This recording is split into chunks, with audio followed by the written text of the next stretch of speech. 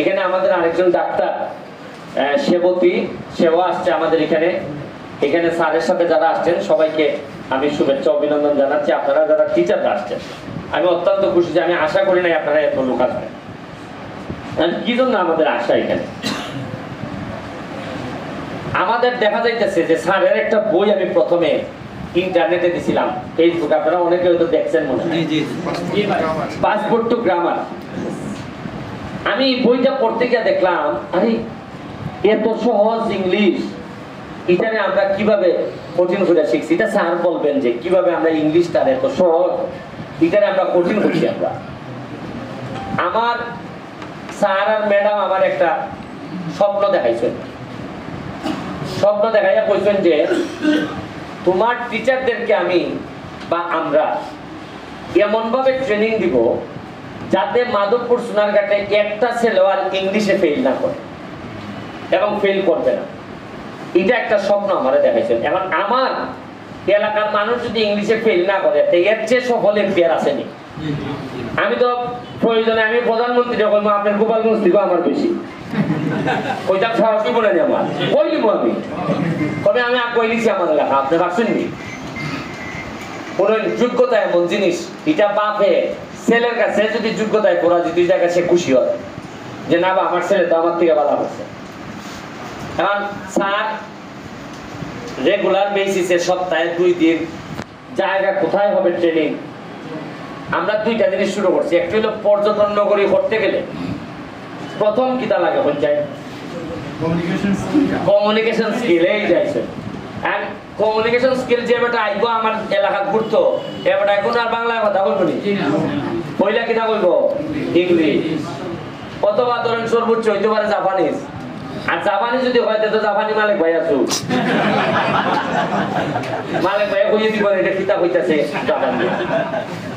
আমরা পর্যটন হইলে এখন যদি আগামী মাসে আমার হইতাছে বড় বড় আমরা আশ্চর্য হইবা 2টা হেলিকপ্টার কোম্পানি আমার কাছে এরা যোগাযোগ করছে।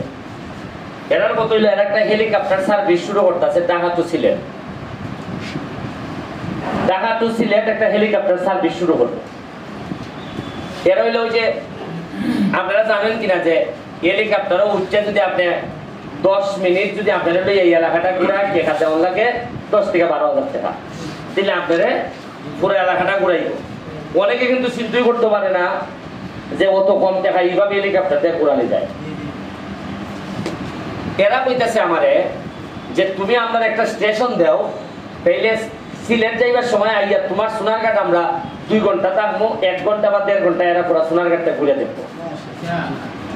এবং ওই যে এনাবাদ যে যায় স্বাস্থ্য এখন জায়গা রাখে না নতুন ব্রিজ ওই একটা স্ট্যান্ড আছে নানি স্ট্যান্ড হইলে তো কিছু এরা টিকেটের মধ্যে কিছু কমিশন পায় না।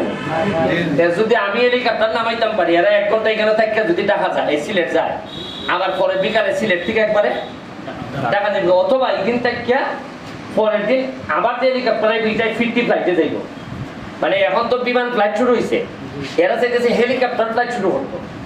আর মাত্র 40 মিনিট লাগে হেলিকপ্টারে টাকা দিতে আমরা এখান থেকে। সর্বোচ্চ 50-60 মিনিটে যাইবি, 70 মিনিটে যাইবি সিলেট। এখন এরা চাইতেছে আমরা সোনারঘাটে একটা জায়গা দিতাম দিলে এরা হেলিকপ্টার স্টেশন বানাইবে। তো যদি হেলিকপ্টার স্টেশন বানাইতে আমরা কিছু লোকের ইনকামের ব্যবস্থা হইব। চোখ বন্ধ করে আপনারা তো অনেক তথ্য জানেন না, মাধবপুর সারা বাংলাদেশের মধ্যে ধনীদের মধ্যে প্রায় 1 নম্বর উপজেলা হিসাবে। এখন বুঝেন কি পরিমাণ ইন্ডাস্ট্রি হয়েছে, কি পরিমাণ টাকার মালিক হয়েছে। আগে যে 1 শতক জায়গার দাম মাধবপুরে যা আছে তার চেয়ে অনেক গুণ বেড়ে গেছে। আর সোনারঘাট হইল গিয়া সবচেয়ে সম্ভাবনার জায়গা। কেমনে ওই আমি আপনারা আমরা আছে 17টা চা বাগান, পুরা চা বাগানের নিচে হইল গিয়া বালু, মাটি নাই। কিন্তু আমি জানি না আপনারা চা বাগানের নিচ দেখছেন কিনা। আর নিচে যেহেতু বালু আছে আমার একটা বিশ্বাস যে বালুর নিচে মনে হয় তেলও আছে, প্রাকৃতিক গ্যাস হইতে পারে। কারণ আপনি সৌদি আরব আর মিডিল ইস্টে আমরা একটা ইসলামের কথা আছে যে নবীজিরা যে জায়গাতে আসছেন বা আমাদের ইসলামিক স্কলাররা যে জায়গায় আসে এই জায়গা নিচে পেলে খালি মাটি তেল আর তেল সম্পদে পরিপূর্ণ। তারার কথা যদি সত্য ইয়া থাকে 360 জন আউলিয়া তো আমরা এখানে আসুন। এটা আমার ধারণা করতে পারি যে নিচে যেহেতু বালু তো দেখছি, এর নিচে মনে হয় গ্যাসও থাকতে পারে, কারণ পাওয়া যাইতেছে তো সিলেটের বিভিন্ন জায়গা থেকে। সুতরাং আমরা মাটি আমরা অনেক কিছু দিছে, এখন মাটির উপরের মানুষগুলারে আমরা সবাই যদি ঐক্যইতে পারি, আমরা যদি ঠিক করতে পারি, তাহলে আমার একটা বিশ্বাস আমরা এই সোনারঘাট মাধবপুরের ইতিহাস বদলাই দিতে পারবো।